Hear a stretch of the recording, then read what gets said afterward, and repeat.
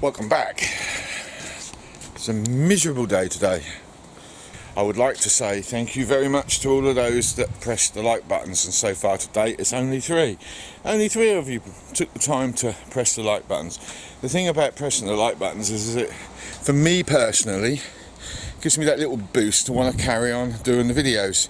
So you guys, thank you very much for the effort that's put in it, and anybody else that might consider pressing the like buttons, yeah, thank you guys, thank you very much for the likes. This week I think we're going to get those linears fitted.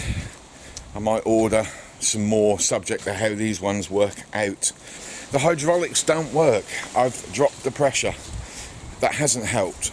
Drains my batteries down if I haven't got the engine running. And they're too fast. They shoot out. They scare the hell out of me. They're not going to work. I need to get rid of them. I've made the tolerances way too tight on the actual boxes. Mine is less than a centimetre in some places, and yeah, they're gripping up. So they're not working the way I wanted them to. One of the seals has fell off on the other one as well, which is a bit of a nuisance because water's getting in every rainstorm. But I have a cure for that. Right, these bars here are in the way. They've got to go. But I don't want to lose that rear bar if I can help it. But if it has to go, it has to go as well. So we've got a sabre saw blade because the grinder ain't going to get in there, and I can't get in there with a grinder, so we're just going to sabre saw them all out. Drop the rams out, and then we're going to make some brackets that fixes to the very centre angle iron, if you can even see that, which I don't think you can. But just behind that big block of steel there where the centre of the camera is, there's a piece of angle just above it, which I think you can get the glimpse of, which is roughly about there somewhere. So we'll put one linear at the back end, one here, and then one in the middle where that steel is, and we're going to just go slightly above that bar at the back, and then we'll wire them all together and see what this does. If it will pull it in and out without jamming up, it's a success. Right, the first two brackets are done. I've got to mount the motors sideways. I ain't got any choice in the matter. So first one's there. Second one, which has given myself 2 centimeters extension, so it's the auto shut off. Works in at least one direction because these are a lot longer than they need to slide out. On the pull there is a risk of burning this out, so I'm going to put a shut off switch, so once the tension's taken I'm hoping I can get the shut off to work. Okay, first one's in. At the moment it's not proving too successful. But then I have only got one in. I need to put another one now over that side. Okie dokies, I've got 2 rams on. I've got one over there and one over here. And this is the results.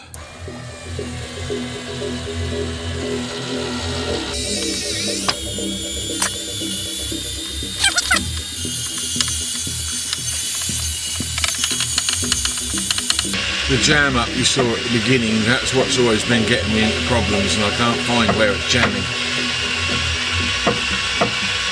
Because these rams here were going so fast that it was pushing the momentum of the cupboards up against wherever it was jamming.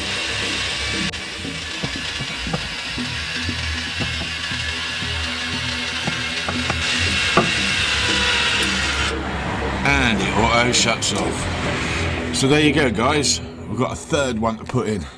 They call these heavy duty, I'll never understand, but hey ho. Got a selection of gears, look, and they clip onto those pegs there. 2 screws holds the outer case in place, and then this little sucker here slides right down that little ridge there, and that is your auto shut off switches. As you can see, I'm wondering if there's a way to move that further up to the distance it needs to be at for the pull back in. I don't know. Cutting them down, that bit, that's easy. Even a thread is easy, but it's this bit has me a little bit worried. I would like to try and shift that off of there, move that further down, so we're cutting down here, moving that over, but we've got that join here as well. I've joined all the plastics together. Instead of just using one long, neat and tidy one, they've stacked them. I don't know if this can be done. All back together again. There's not much I can do with it. I mean, I can cut this down and cut the inner tubes and everything and all that. I can do that, but I'm only doing it because I want the auto stop the work. And the problem with that is I can't shift those switches without damaging that aluminium bar that's in there. I tried to separate the plastic from the alley bar, and it's so well pressed in that the plastic, and you're going to hate me for saying that, but the Chinese are not very good at plastic, and it was brittle and it was just breaking away from the little clamps that squash it all together. So at that point I just decided not a wise decision. Also, if you look on the motor, where is it?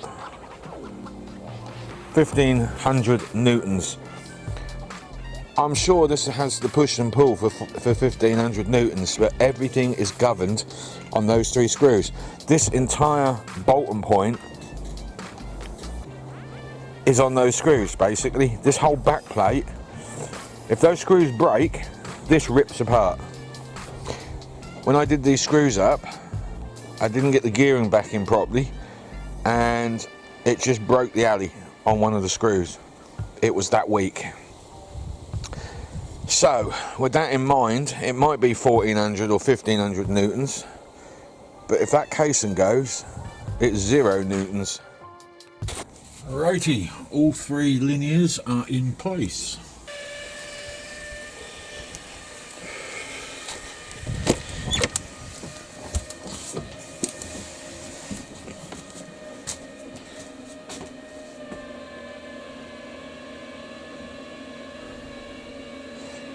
Isn't that a lot quieter? A heck of a lot slower, which I think it needed. We've still got a sticky point at the beginning to figure out.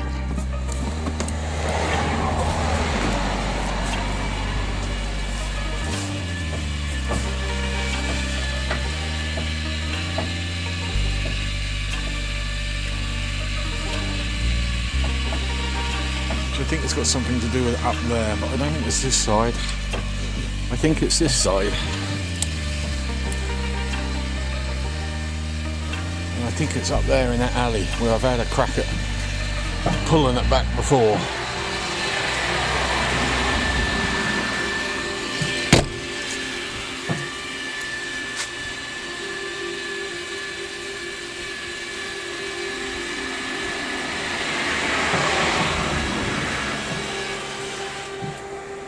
Auto shut off. I'm thinking about that auto shut off on the retraction. What I'm thinking of doing, coming off this one, say like the bottom bolt with a rod that runs under, and then clamp on a bracket here with a door switch here. So as that retracts in, it will find its own home, although I reckon the door switch will have to be way back in there somewhere, worse luck. And as it retracts back in, it'll hit that door switch and I can fine tune it. So just as it starts to take tension up, because there's that one over there that's taking the tension up, it will automatically shut off. So what's left? What's next? Well, we need a switch, but we were going to hack into this, which is the original slide-out switches. But I'll be honest with you, I want to leave them alone for the moment. What I got instead is some fire appliance switches, same type I got down there for the electric windows, and that's what these come off, and I have 3 of these in total. So I'm thinking about whacking all 3 of them in line up there, because we've still got linears to purchase for the skylight. We can't really do much for that at the moment until I get a hatch sorted out, and I can't find any aluminium big enough for that hole at the moment, and I'm wondering what my friend over the road is doing with his prison bus, as he said something about removing a hatch. So I'm holding out as long as I can for that. The beauty of these is they come already wired up. I haven't got to figure nothing out, it's all there. You've got 2 live wires that goes to the battery and 2 wires that goes to the unit that you're wiring in, and the rest of the wiring and the switches does everything itself. It even comes with a light which we can attach an LED to if we want to. A lot of thought into this. We spoke about a control panel. We were going to channel the wires through the wood, but instead what I'm going to do is I have taken a random piece of alley from stuff like that. Yeah, I've sliced out the back, as you can see, put a grinder inside there, folded that over, snapped it out, drawn a few lines. We've got 2 positions for the electric window, so we've got 2 there and 1 there. That's the electric window buttons, which I'm converting to linear actuator engagement. We have a power on and a power off, and here's the favourite one. We have an inline fuse holder that I have managed to very carefully file out. I did not know I had some files. I found some and I was really happy about that. So we are going to put a trip fuse in there and we'll seal that in with sealant. So we'll clean up all that rubber so it's clean and go with that. This switch is a bit rubbish. Have others, I just can't remember where they are at the moment. So that will go on the wall. We'll have to cut some holes out in the wall itself where those 2 switches are going to go, but the rest of them should be fine. I didn't want to do that, but there's not a lot I can do about it. We'll put a rubber cap over the end, and then we'll very carefully drill 2 holes there, probably another 2 holes there, and use those holes because they'll be hidden behind the curtain, luckily. And we'll countersink and we'll put some larger screws in there so we can wind that in very gently, and I may even put some sealant behind it so that stays up permanently, because we can always pop the stuff out. Apart from that, we can always pop them out anyway, so not an issue. Oh, the control panel is done. A little bit bumpy. The paint is supposed to be silver, Aldi silver, but it didn't quite come out that way. But hey ho, it looked really good, I think. Ideal, gunmetal grey almost, isn't it? So I'm pretty pleased with that. I tapped the end off. We've got these, so I've got to clean them as yet, that are going to go on the back. Purpose being is I don't want to scratch the wood up any more than is necessary. Okie dokie, so the wiring loom is all done. We have,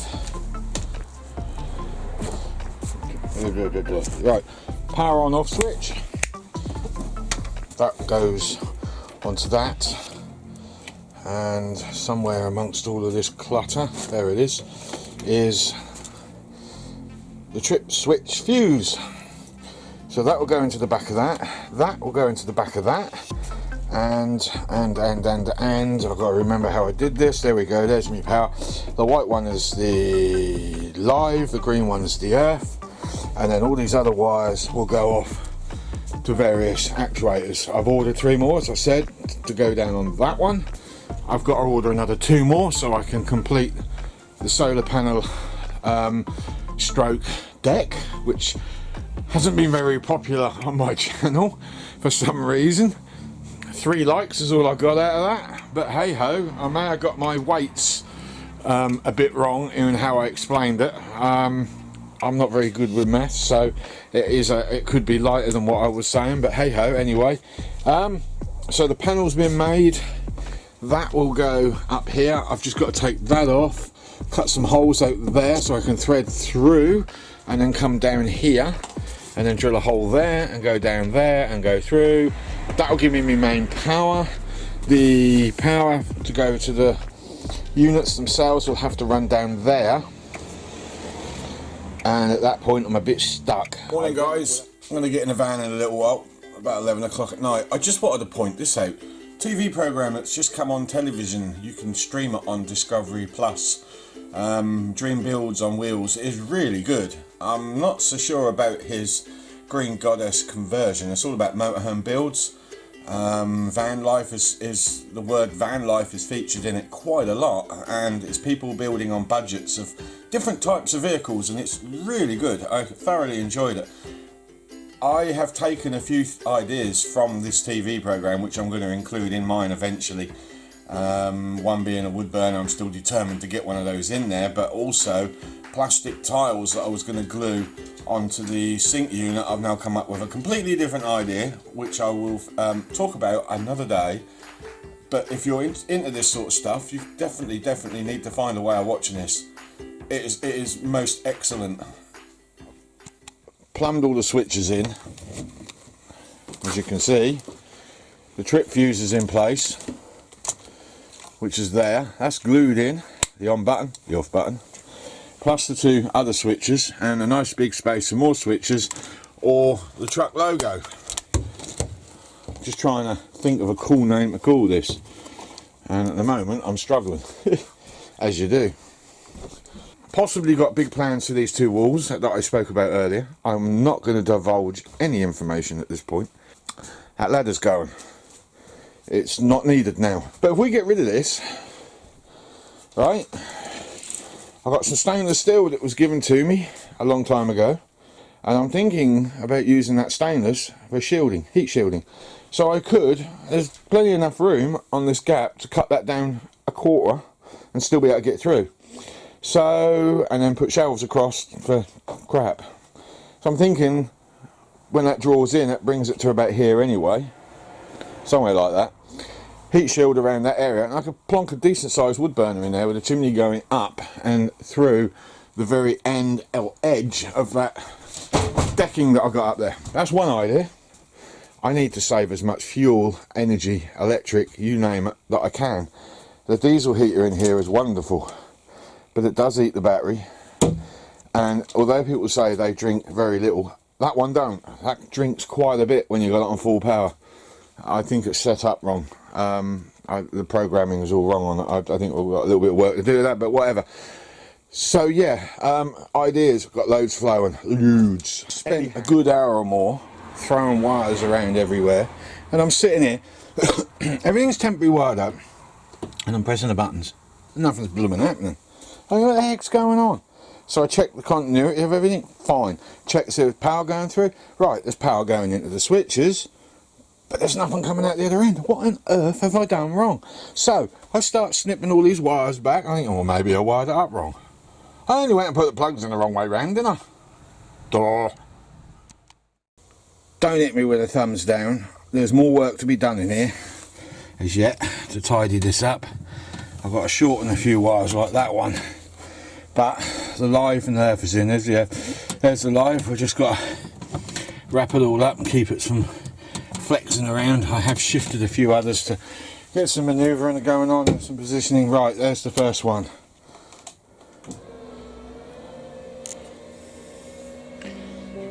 We still have that sticky point. I need to investigate if I can even get near it, and it does take forever. I mean, these are damn slow, but they're moving, and they're moving effectively, efficiently, and quite quietly, which I'm quite pleased about. So we're not going to go all the way in. We will go back out again. We have an auto shut off on the out push. We don't have an auto shut off on the in. I finally found where the slide out's sticking. Couldn't do it with the hydraulics because I went too damn quick. How slow that suddenly goes.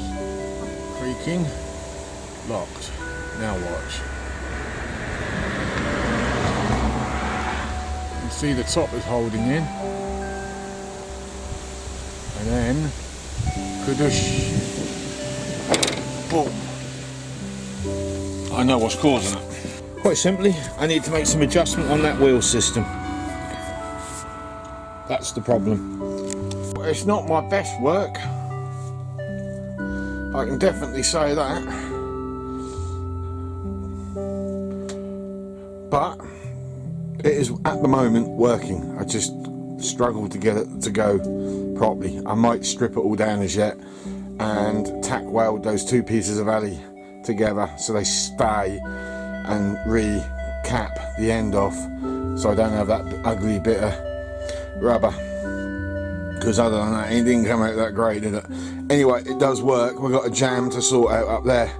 However, we have had the second order of linears come in today, and I'll tell you what, these are a bit stronger than the last ones. I mean, don't get me wrong, it's still got those 3 stupid screws and a solid piece of alley dowling that isn't welded into the tube, which means those little areas there could bust. But you don't get it. You want expensive build, you got to pay the money, haven't you? That's how it works. Tell you what I did get. That will save me some time. Didn't expect those.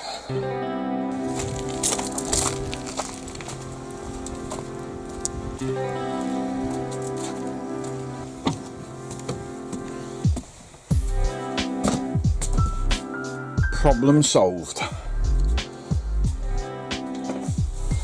So that motion of jamming turned out to be right underneath the truck. I've got rollers underneath in the form of bearings, rollers on top, some on the side as well, and inside the shaft there is a couple of rollers, so the back half of the shaft rolls on the inside of the steel.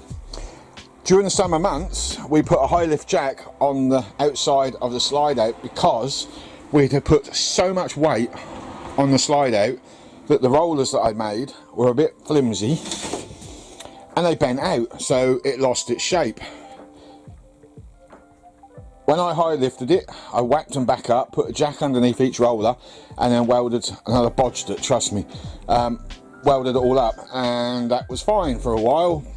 The skirting board at the time was touching the floor, which I didn't know on this side.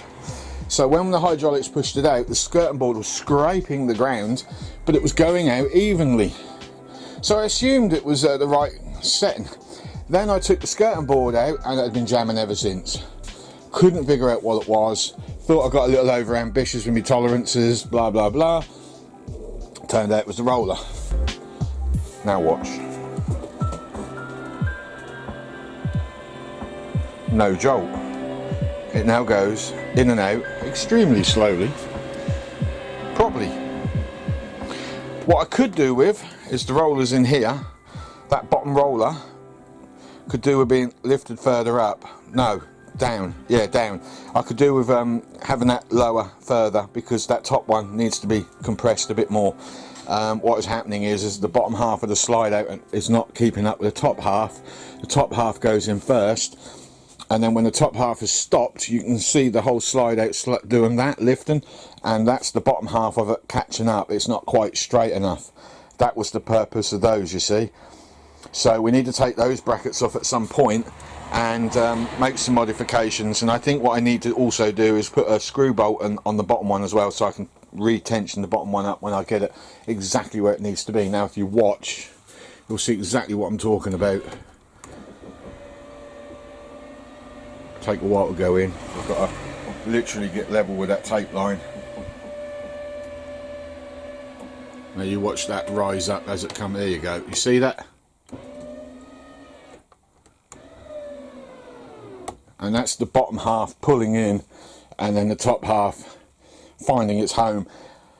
They need altering. That top roller needs screwing down further, and that bottom roller needs to go down a little further, and I need to lift this whole frame up. Once I've got it up, then this whole thing should slide in and out absolutely dead accurate, and I suspect I'll probably have to do something very similar to this side. The only problem with this side is there is a wheel hidden underneath, which is on a tensioner, but I can't get to it.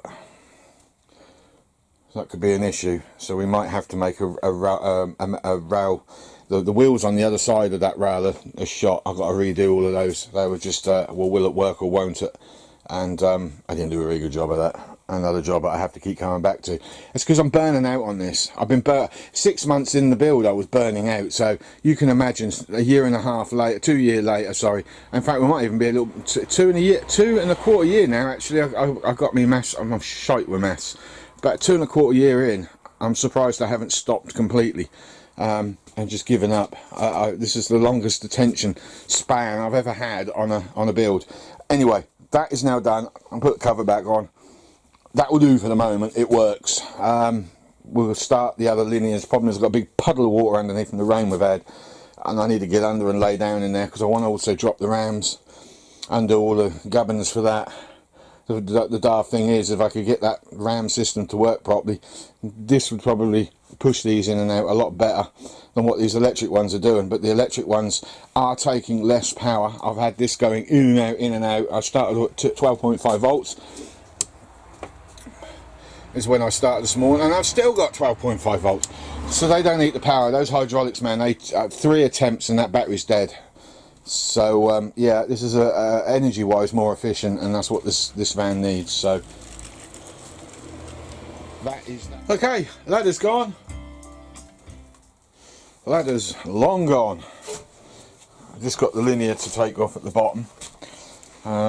Need to get a door in handle for this door. It's driving me up the wall. I've took it out because 2 reasons. It was heavy. It was very heavy. Got too much weight in the middle as it is. Don't need it no more. She's had her operation. That was the main purpose for it, just to make it a bit easier for her to get up there. So now what we're thinking of doing is plinthing off around about here somewhere.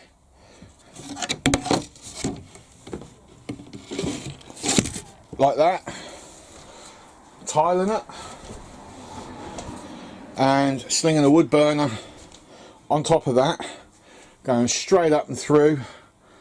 I've got to try and avoid my deck above because I never really planned for a burner when I built that. I didn't plan for anything really, it just sort of hits me and then, oh, why don't I do that? And I wonder why I get in the muddle, because I never planned for it before. Anyway, that's what I'm thinking of doing. I'm going to shroud it in stainless steel to keep everything from burning. Obviously this slide out goes out, so I'm only really planning on using that when I'm properly settled down somewhere and the slide outs are out. If I'm stuck in a lay-by and I can't slide out, then I'm afraid it's diesel heater, because I'll be starting the engine up the next day and moving on. Oh, and the wood that I've come from the ladder, it is not going to go to waste, because I'm going to chop it all up, take it and shed it a little while, keep it dry. We're going to chop it all up and we're going to make some bits to go on the ends here. And some cappings to go along there, or trim or whatever. We've got those beer mats coming soon, and I want to cut out a piece of ply and glue them to that, and next payday is going to get lacquered up, and then I shall screw that in place and get some brass and copper and try and make some kind of tap system, which I'm kind of looking forward to. And if that one comes out successful, I will then look at making a shower head and getting the ceiling finished off in there, because we still haven't done that yet. Morning, Saturday. I was going to try and get this job completely done, but you've already seen it working on the other side, so I suppose it don't really matter, do it? So what I'm going to do now is pick this job up Monday, because I'm not in a work mood at the moment. The weather keep opening up as well, which isn't helping, and I need to get underneath and get those hydraulics gone completely, because they're in my way. I can't draw this slide out in and out on the electric rams with that ram in the way. So yeah, I think we're going to call it on this. We've got some other bits and bobs coming for next week. We've got the beer coasters, we've got the lighting as well. So I think what I'm going to do on the next video, I'm just going to do a quick glimpse under there when the job is finished. I'm not even going to go through it with anybody. You've seen it now. I'll start the new video with that, and then the finished bit. You've already seen how it works, so we don't need to go any further than that really, do we? So next week is the beer coaster wall that I'm going to do. I'm going to try to do, and what else is it? Oh, and the lights. We're going to try and get the lights done, and if there's any spare time during the week, I'm going to try and address that bottom panel, because it's getting me some looks I don't like on the road, because it does look a bit untidy. I can't do much about that at the moment, but I would like to get the ram off underneath that, slide that right out as far as I can get it, and cut it back so more of the weight is on the tail than spread between the tail and the centre. It's only going to be a motorbike rack, and half of that I don't even know if I'm going to be able to do it, because there's just no room under there whatsoever. So I don't think we're going to get very far with that idea, but we'll try. We'll definitely try. I would like to get the wiring done on the tail lights and the tow hitch. We've got that lorry plug as well, so I might put one of them on the side so as I can put lights on the bike rack itself, so I can run that little Susie up to that and click. So yeah, that would be a good thing to do. Can't do much about that pipe going uphill because it's just the manner of what I've used. I mean, I like what I've done, but if we're honest about it, it's pretty miserable. Even if we were to straighten that out, we've still got to go uphill to get out. So I mean, if I can find something else in the meanwhile to replace that with, I will. But at the moment, it's looking like it is what it is. If we can get some dry weather, fiberglass absorbs the moisture, you see. So now I've missed my time to be able to put paint on that. But what I am planning to do is cut along here somewhere and pull that entire panel out, because I need to straighten the window mechanisms up because they're going up dead straight and they're supposed to go at a slight slant because that's the design of the doors. So we need to do that, and it would be nice to have a piece of alley there.